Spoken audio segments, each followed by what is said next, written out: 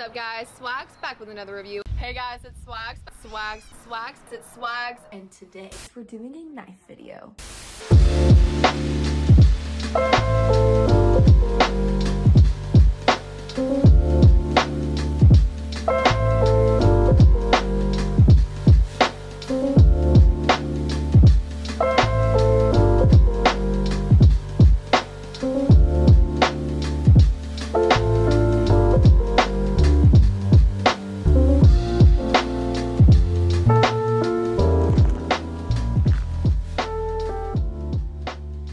That's a dope snowman, dude. How's it going? Hope you're doing well. Welcome to another episode of Bakpak Studio. My name is Brent, aka Bakpak B. And today, we're diving into a knife that I've been looking forward to for quite some time. Ever since I saw it announced, I found it intriguing, both for the fact that it's a budget button lock and that it's a swayback design. I just found it very cool. This knife is called the Kizer Swayback, and it's a collaboration between Sharp and Pointy Swaggs and Kizer Knives. You may know Swaggs from her time at Smoky Mountain Knife Works, or from her Instagram and YouTube channel, where she reviews knives and makes other knife-related content. I'm going to link her channel in the info below, so go check her out. The Swayback is Swaggs' second collaboration with a knife company. The first was a front flipper called the Malia, in collaboration with CJRB. I love seeing people in the knife community getting a chance to collaborate with knife companies, especially when they bring unique products to the market, and I think that Swaggs did a great job with that. We'll get more into my thoughts about the knife in a bit, but first let's check out the spec sheet. The Kizer Swayback has a blade length of 3 inches, it has a blade width of 0.75 inches, and a blade thickness of 0.11 inches. It has a handle length of 4 inches, a handle width of 0.81 inches, and a handle thickness of 0.5 inches, giving the Kizer Swayback an overall length of 7 inches. Weighing in at a light 2.72 ounces, the Swayback features N690 steel, a stonewash blade, a flat grind, a Wharncliffe blade style, a ceramic ball bearing pivot system, G10 handle scales with stainless liners, a plunge lock, a flow-through design, and a bent steel pocket clip.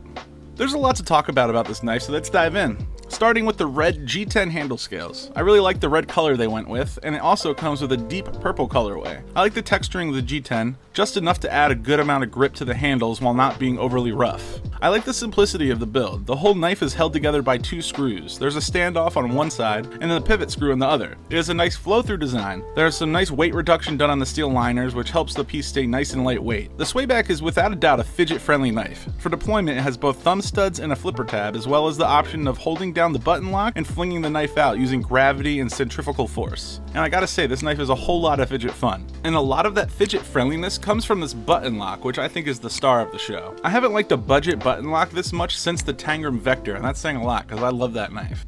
When I first got the knife in the mail, the button lock was a bit sticky, but since then the lock is worn in perfectly and the stick has completely gone away. I'm a huge fan of plunge locks because they are extremely accessible and allow great control of the blade.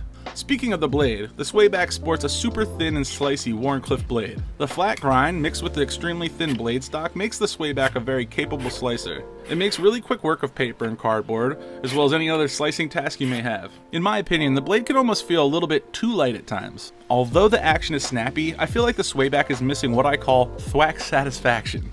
I always enjoy hearing and feeling the blade swing to the open position with authority, and that thwack is just not 100% there for me on this piece. I would love to see a larger variant of this knife. I think the design could benefit in a couple ways from just having more material mass.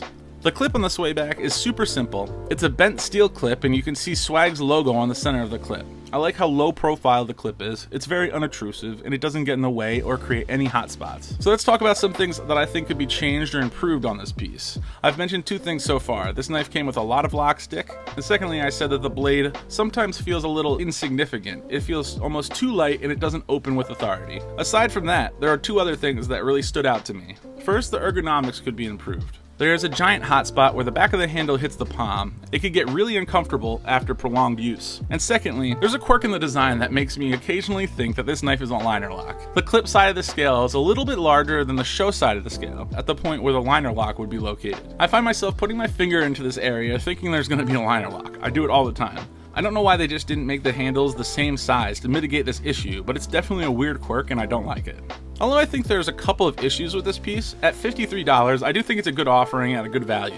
One of the things that I appreciate about Swaggs' knife collaborations with the knife companies is that she decided to bring something unique to market in both instances, instead of more of the same, and I applaud her for that. Overall, I really enjoyed handling the Swayback, and if you're looking for a budget button lock with a huge fidget factor, this one could be the right one for you. Alright guys, that's it. Thanks for stopping by. If you're new here, consider slashing that subscribe button. I love to see you every week. And yeah, see you next time. Bakpak be out. Deuces.